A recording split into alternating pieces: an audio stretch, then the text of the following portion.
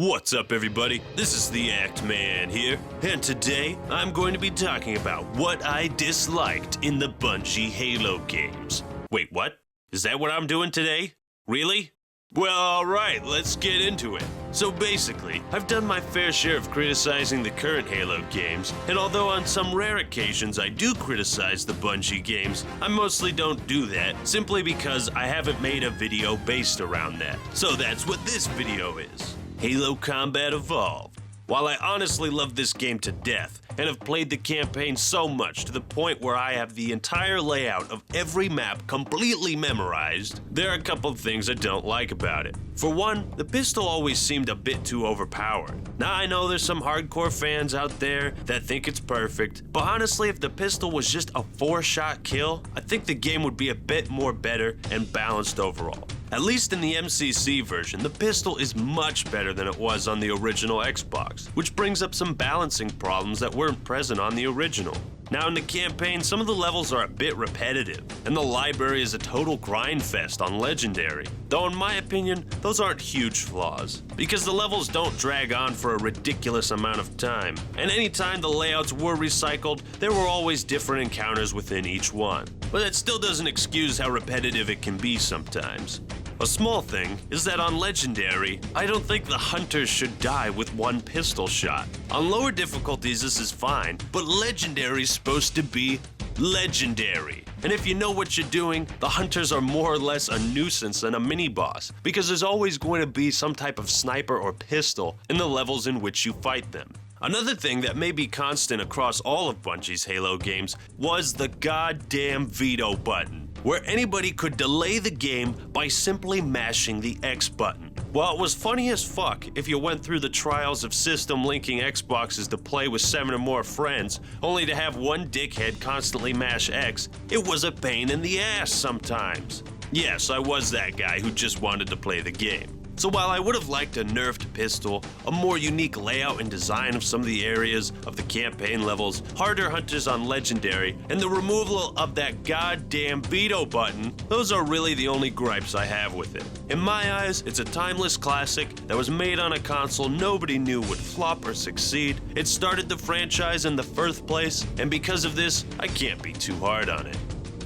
But the same can't be said for Halo 2. First and foremost, the difficulty on Legendary is blatantly unfair. Halo Combat Evolved nailed the Legendary difficulty almost perfectly. And with one fell swoop, Halo 2 comes along and manages to create an insanely difficult Legendary campaign. It's the hardest out of all of them. I mean, just look at this. The title screen doesn't even fade out before I get murdered by brutes. I can't even see my goddamn crosshair and I've died already. 1 melee deaths, incredibly low health and shields, no health packs, limited strategies, and of course, those goddamn sniper jackals. So many sniper jackals.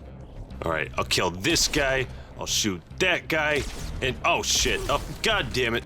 Alright, we'll shoot that guy first, and then we'll move on to— fuck! Alright, take out that guy first. Son of a bitch!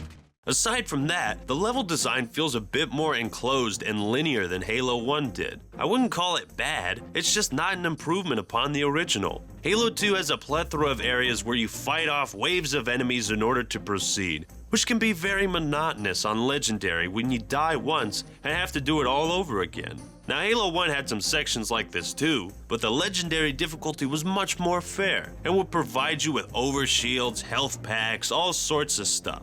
And Combat Evolved did these types of areas far less frequently than Halo 2. I actually did like the ability to play as the Arbiter and have Covenant allies backing you up during missions. This was a criticism many people had, and I thought I'd point out that I actually liked it. The story as well was criticized by some people, but I honestly think it is the best in the series. Sometimes the difficulty on Legendary just felt like you had to be a perfectionist in order to proceed. Like you had to know where and when and with what weapons the enemies would spawn. This made progressing through some parts very tedious. Though with the introduction of the skulls, I was able to create a much fairer difficulty by playing on Heroic with the Thunderstorm skull. So while Legendary is hard and unforgiving, at least you had the ability to create your own difficulty.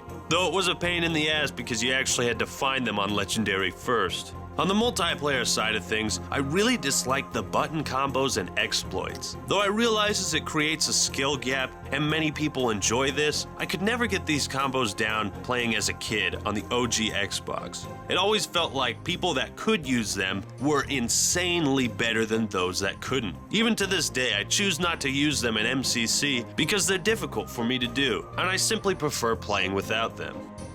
Now with Halo 3, I disliked the way the battle rifle performed. Way back when I first played it online, I could never figure out what I was doing wrong, why my shots seemed to miss, and my opponents seemed to hit. Why was I so bad at this game back in the day? I didn't even know. My crosshair was red, I was shooting them, I thought I was supposed to be hitting them. But this was because the transition from hit scan in Halo 2 to projectile in Halo 3 took me completely off guard, and I never realized that the battle rifle was projectile based until many years down the line. For players that are good, the BR always seems to outclass a lot of other weapons, even dual wielding to a degree, and I felt like the balance between the battle rifle, some of the other weapons, and dual wielding to be much more in favor of the battle rifle. Now with the campaign, I loved it for the most part, but felt it short in comparison to Halo 1 and 2. My favorite mission, Floodgate, is awesome, but it's really short. You could beat it in like 10 minutes. I felt like the campaign should have been longer overall.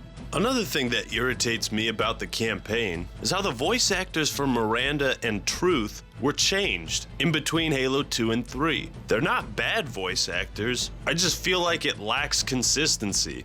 And the voices in Halo 2 were way better. The Council decided to have you hung by your entrails and your corpse paraded through the city. But ultimately, the terms of your execution are up to me. ODST, I disliked how short it was. And that's it. The game is great, but holy hell is the campaign short. And for a $40 price at the time it came out, it felt a bit too expensive. Great game, too short, overpriced at launch. Now when it comes to Halo Reach, there are a lot more things that I disliked about it. In fact, Halo Reach brought with it what is, in my opinion, the most hated and annoying feature of any first-person shooter game ever. You want to guess what it is? Bloom? No. Armor abilities? No. Recycled maps? Nope. Armor lock? No. This is a feature that so many FPS games have adopted since Reach came out, and it constantly drives me insane. You want to know what it is? This shit right here. This little timer that tells you to return to the battlefield. In other words, the no fun timer. The hey, you can't forge over there timer. It's absolutely infuriating, and it seems to be in every FPS game since Reach. Titanfall 2, Call of Duty, Battlefield, Battlefront. This shit is a plague on FPS games. It's not only annoying as hell, it restricts your freedom as a gamer, and it's a lazy-ass way for developers to prevent players from going into the areas that they don't want you to go in the first place. Why make a map that relies on this timer in order to make it fair and balanced? Why not just make a good map? I mean, just look at burial mounds. You see all these walls? That's to prevent me from breaking out of the map. And look at Gemini. How am I supposed to break out of this map? Can't go through the ceiling. Look at Sand Trap. You run around the edge and these missiles tell you to fuck off, get out of here. You got Snowbound. Go too far past the turrets and they'll shoot you. You see those giant towers in Sandbox? They're there to shoot you if you go outside the map. I mean, those are just more creative ways of doing the same thing that the timer does.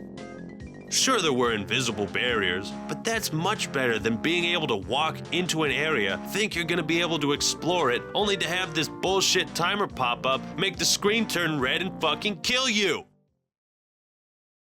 Now, what really bugs me about Halo 3 and Reach is that you have all these different areas to forge in, but in almost all of them, except a select few, you can't even put structures, walls, or pretty much anything in them. And the first time going through, you have no idea what you can forge on each map. It always changes from level to level. Some maps have their own unique thing, and you can't see it unless you forge on that map. I mean, why you gotta restrict the player's freedom like that? Why not just give them all the tools for every single map? This is part of the reason why I like Halo 5's Forge so much, because they don't restrict you from map to map. At least with Halo 3 it's forgivable because Forge was first introduced then, but Reach really should have improved this area. Also, it's annoying as hell when you're trying to find cool places to forge, but the game has so many invisible boundaries and death timers that you can't go anywhere. Even in Forge World, areas that seem very accessible and open have invisible boundaries and kill timers. And it's fucking bullshit. Another thing that was upsetting was the removal of dual wielding. Why remove what was probably the coolest thing about Halo 2 and 3? I get that it was a return to Halo 1's roots, but come on, you don't go backwards on features, you go forward. Find ways to integrate dual wielding with armor abilities and grenades and make it fun and balanced. When I saw it was removed from Reach, I knew in the back of my head that dual wielding would never make a return, and that bummed me out so much. But let's just hope I'm wrong about it. Though I did like the map design for the most part, I found it to be pretty cheap for Bungie to just reuse assets in Firefight, Campaign, and multiplayer. The maps are fun wherever they are played, it's just that reusing them and designing them around the idea of reusing them made them feel more repetitive than any of the maps in the previous games. It felt kinda lazy, though it is an interesting idea. Imagine if there were some locations in the Halo 1, 2, or 3 campaigns that doubled as multiplayer maps. That would be pretty cool, but not something you base the entire game around.